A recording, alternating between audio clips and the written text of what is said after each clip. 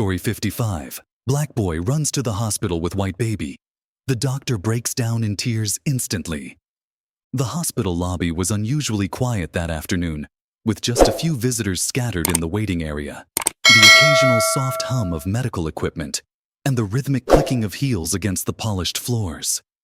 Then, breaking the silence, the automatic doors slid open, and in rushed a young boy, no more than 12, holding a tiny, crying baby in his arms. His skin glistened with a sheen of sweat, and his breathing was quick and shallow, as if he'd been running for miles. Each step he took echoed with urgency, his arms wrapped protectively around the small bundle. Standing nearby was Dr. Evelyn Brooks, a well-respected elderly physician known for her calm demeanor and gentle touch. She was busy scanning over a patient chart when she heard the commotion. She glanced up, her eyebrows knitting in curiosity as she noticed the boy approaching the front desk. But when her eyes fell on the baby he was carrying, her expression shifted. The chart slipped from her fingers, scattering papers onto the floor as she took a shaky step forward.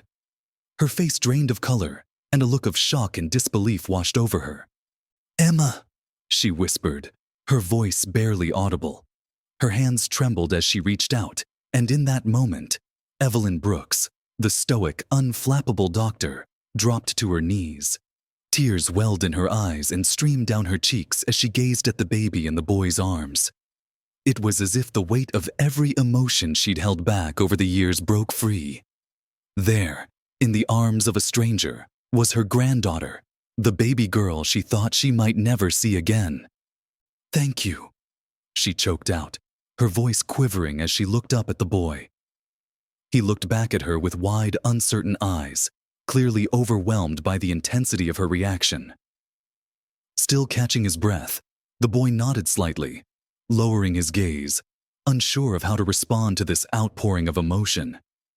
He hadn't anticipated this. He hadn't done this for gratitude or recognition.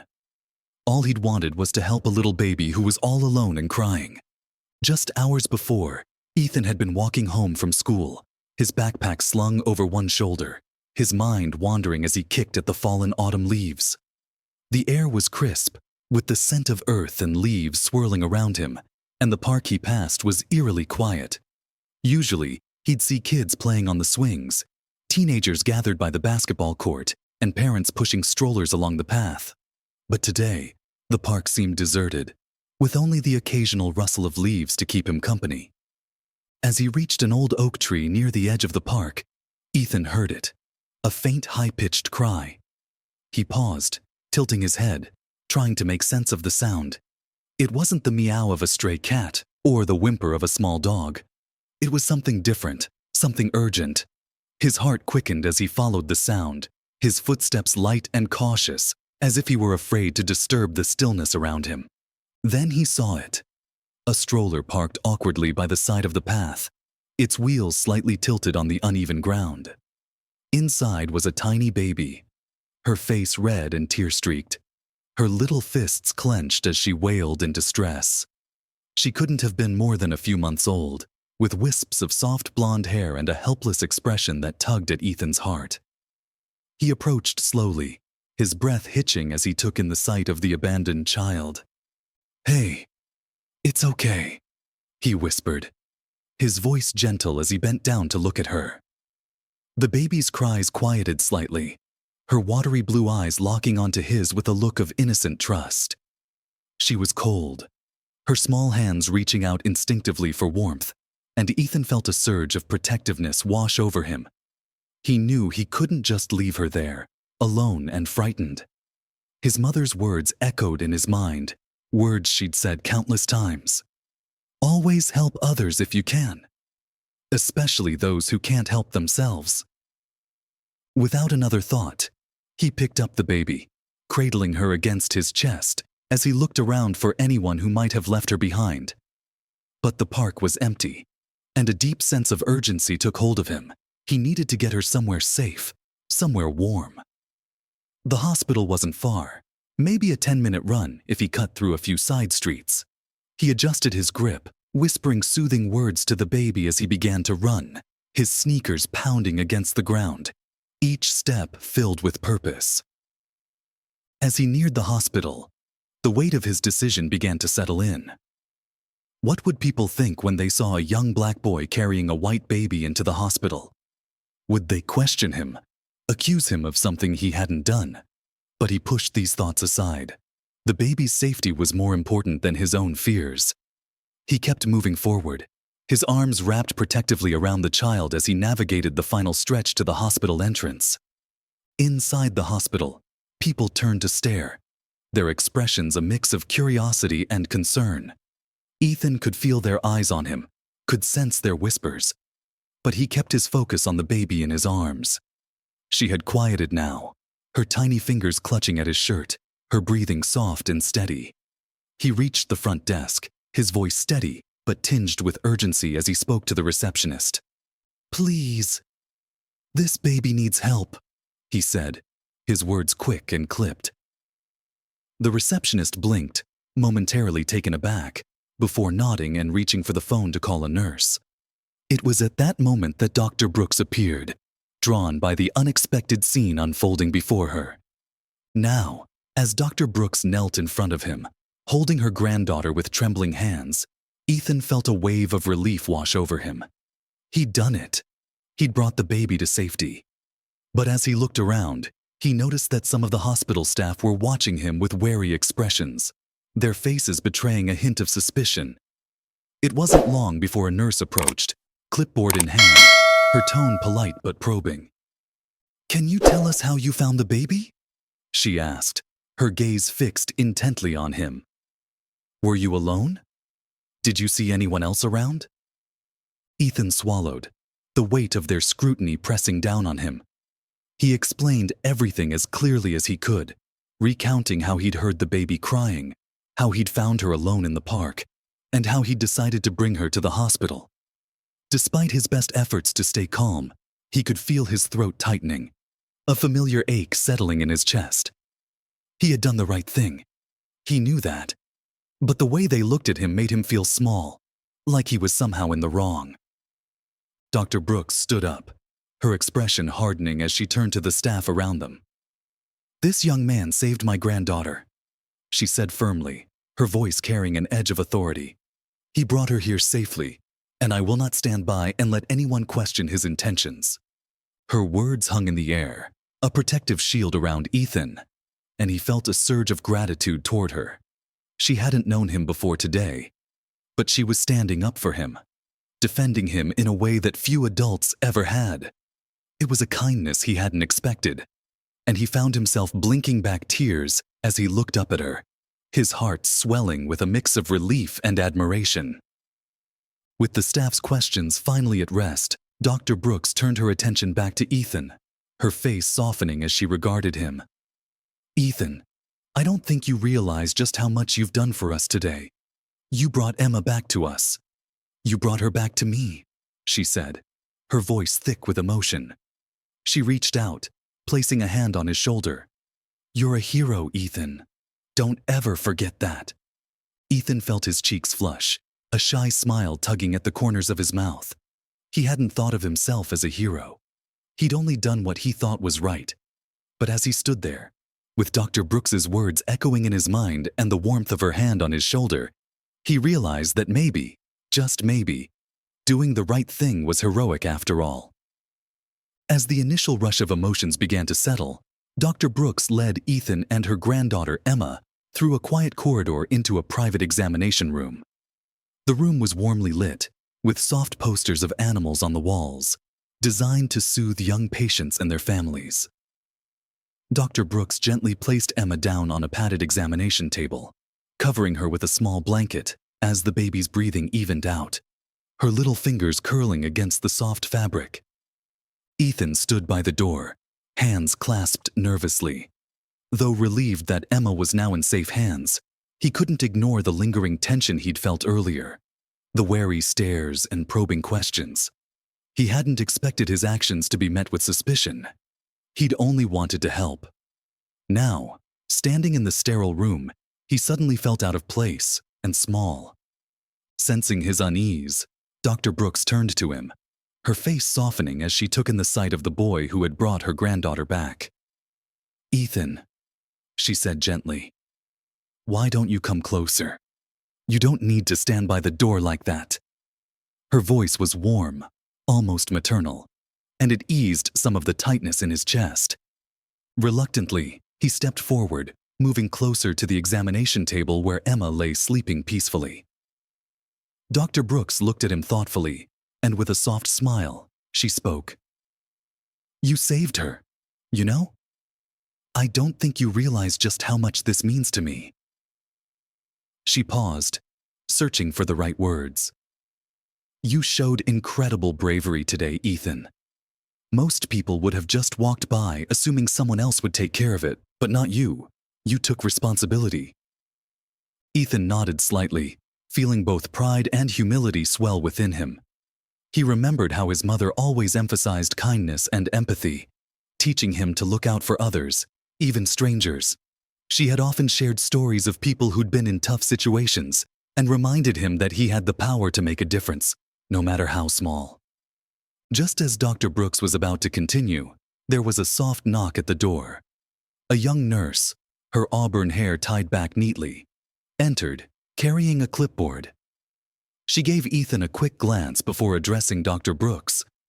Dr. Brooks, the officers would like to speak to Ethan briefly if that's all right, she said, her tone professional but kind. Dr. Brooks looked at Ethan, her eyes filled with understanding and a touch of concern. Ethan, would you be all right answering a few questions? She asked gently, not wanting him to feel pressured. Ethan hesitated but nodded, understanding that the police needed to know more about how he found Emma. Dr. Brooks gave him a reassuring smile, placing a hand on his shoulder as they made their way back to the lobby where two officers, a man and a woman, waited. Both were dressed in standard uniforms, their expressions neutral, but attentive as they took in the sight of the boy before them. Officer Martinez, the woman, stepped forward first, crouching slightly to be at eye level with Ethan. Hey there, Ethan, she greeted him kindly. I'm Officer Martinez, and this is Officer Collins. We just want to talk to you about how you found the baby. You're not in trouble or anything. We just need a little more information, all right? Ethan nodded, though his stomach churned with anxiety. He recounted the events, from hearing Emma's cries in the park, to finding her alone in the stroller, all the way to his decision to bring her to the hospital. He answered each question as clearly as he could, glancing occasionally at Dr. Brooks, who remained nearby, her presence a steadying force. Officer Collins asked gently, Did you see anyone else in the park? Maybe someone who might have left her there? No, sir, Ethan replied, shaking his head. The park was really quiet. I didn't see anyone else around. He felt a pang of frustration rise, wondering if they doubted his intentions. The officers exchanged a glance, their expressions thoughtful but reserved. Then, with a small smile, Officer Martinez reached out and placed a reassuring hand on Ethan's shoulder. Thank you, Ethan, she said softly. You did something very brave today. We're just doing our part to understand what happened, but we appreciate what you did. With that, the officers left, and Ethan felt a slight weight lift from his chest. Dr. Brooks offered him a comforting smile, her eyes filled with warmth. See? You handled that wonderfully, she assured him. As they stood together in the lobby, Ethan felt an unfamiliar sense of belonging, as if he were part of something bigger than himself. To his surprise, Dr. Brooks extended an invitation. Ethan, I'd love to meet your mother and thank her in person for raising such a wonderful young man. Would you and your mom join us for dinner tomorrow evening? Ethan's eyes widened in surprise. No one had ever invited him or his mom to such a formal gathering. His mother had always been a bit wary of large social gatherings, but he knew she would be touched by the invitation, especially from someone as esteemed as Dr. Brooks. I'll ask my mom, he replied shyly, a small smile breaking across his face. The next evening, Ethan and his mother found themselves standing outside Dr. Brooks's beautiful home, a charming two-story house with ivy creeping up the brick walls and a garden that looked freshly tended. Ethan's mother, Naomi, held a small bouquet of flowers as a gesture of gratitude, her eyes glancing nervously at her son. "Are you sure we should be here, Ethan?" she asked, her voice laced with hesitation. "This is so different from our usual dinners." Ethan nodded, a look of determination in his eyes. "Mom, they're really nice. Dr. Brooks said she wanted to thank you too." As they were led into the warm, inviting house, Dr. Brooks greeted them with a genuine smile, reaching out to shake Naomi's hand. "Thank you for coming," she said warmly, taking the bouquet with a look of gratitude. "I feel like I already know you, Naomi. Ethan spoke so highly of you." Naomi blushed slightly, giving a humble nod. "Thank you, Dr. Brooks. It means a lot to us to be here. Ethan hasn't stopped talking about your kindness." Just then, James, Dr. Brooks's son and Emma's father, entered the room. He was tall, with a serious expression that softened as he saw the guests. Though he had initially been wary of Ethan, seeing his mother and feeling the warmth in Dr. Brooks's voice seemed to shift his perspective. He offered a polite nod, though his posture remained somewhat reserved. Throughout dinner, Ethan noticed James occasionally observing him and his mother, as if studying their every move. The table was laid out beautifully, with dishes of warm, home-cooked food filling the air with mouth-watering scents. They ate quietly, exchanging small talk, until James finally cleared his throat. "I want to say thank you, Ethan," he began, his voice measured and sincere. "What you did for Emma was extraordinary, but I hope you understand. As her father, it's hard not to worry." Ethan glanced at James, sensing both appreciation and a lingering hint of caution in his words.